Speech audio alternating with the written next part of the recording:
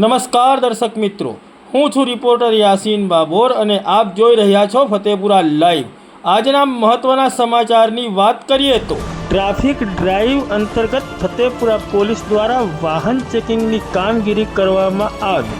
તારીખ 29 એપ્રિલ 2025ના રોજ ફતેપુરા પોલીસ મથક વિસ્તારમાં ફતેપુરા પોલીસ દ્વારા ટ્રાફિક ડ્રાઈવ અંતર્ગત વાહન ચેકિંગની કામગીરી કરવામાં આવી, જેમાં ઓવર સ્પીડિંગ વાહનો, હેલ્મેટ વગર બાઇક ચલાવતા મોટરસાયકલ ચાલકો તેમજ વિવિધ વાહનોના દસ્તાવેજોની ચકાસણી કરવામાં આવી હતી।